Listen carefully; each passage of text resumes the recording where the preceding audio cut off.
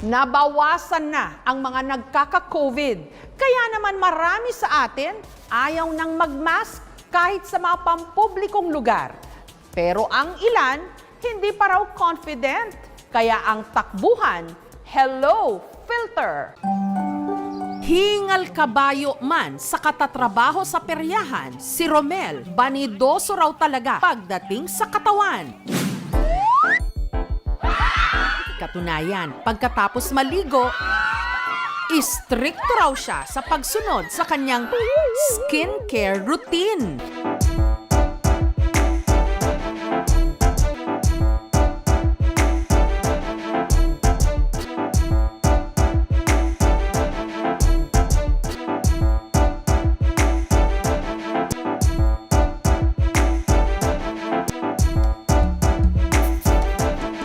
At ang sikreto raw para laging hydrated pag-inom ng tubig.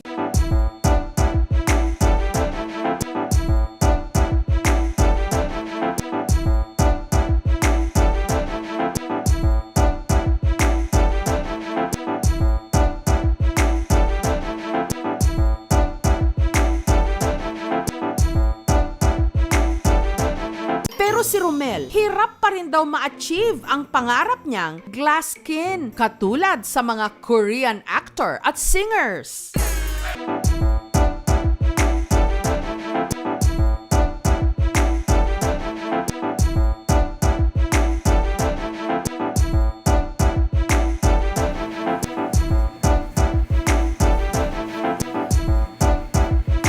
Maliban sa mabusisi, maggastos din daw. Not until nakilala niya si Blush Me. Hindi po ito makeup kundi filter sa TikTok.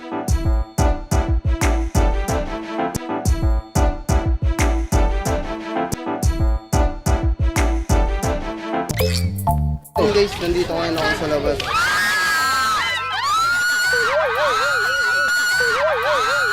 Sige nga, Romel, pakita nga ng itsura kapag naka-filter. Hep, hep, hep! Bago ang kanyang instant transformation, kilalanin muna natin ang kilabot perya boy ng Tarlac.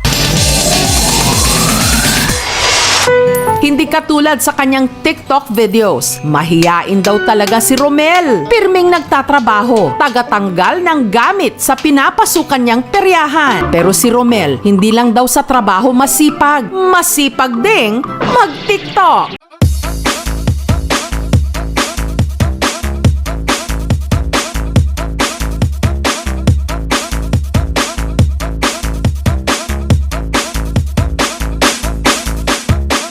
At dito nga niya na master ang pag-filter.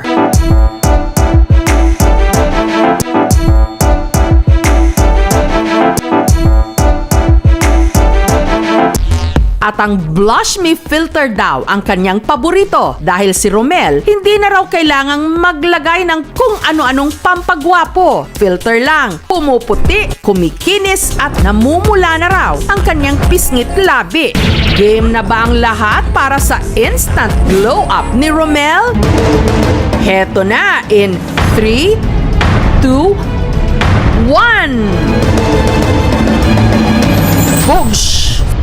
Sino ka dyan? At huwag ka dahil daw sa kanyang TikTok video.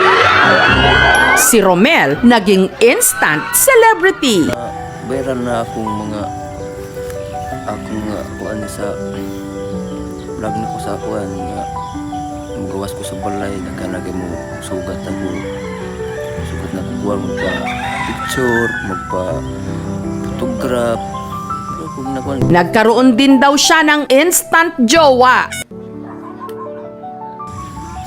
Nakakita ko niya kana sa kuyog laki sa TikTok.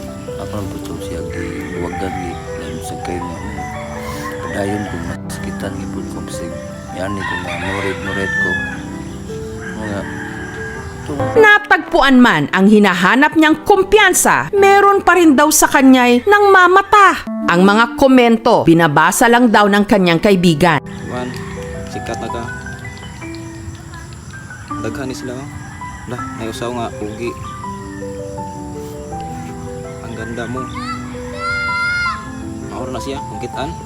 Dahil sa totoo lang, si Romel, no read, no write. Dahil kasi sa kahirapan, si Romel hindi na pag-aral ng kanyang mga magulang. Pero sag ako kay di mo ko ba mabasa kay inorit-norit ako lang igor ko mo tanaw sa mga komento nila niya. Kaya itong uyab ko kaya kung sa may nang di ko ba ako nagpabasa sa akong manghod uyab ko kaya kung sa may nang di ko ba ako nagpabasa sa akong manghod. Kaya kahit paano raw, gumagaan ang kanyang daladala sa tuwing binabasa sa kanya ang mga mensahe ng pagtanggap at pagsuporta. Pero ano nga kaya ang magiging itsura ni Romel kapag hindi siya gagamit ng filter, kundi totohanang makeover? Naprotektahan siya para hindi mabasa ang iba pang masasakit na salita na ikinokomento sa kanya sa social media.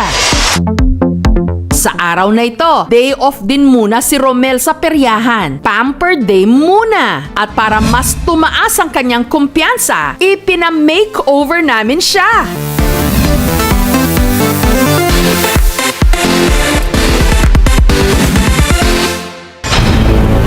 Hold your horses! Eto na ang Romel na walang filter.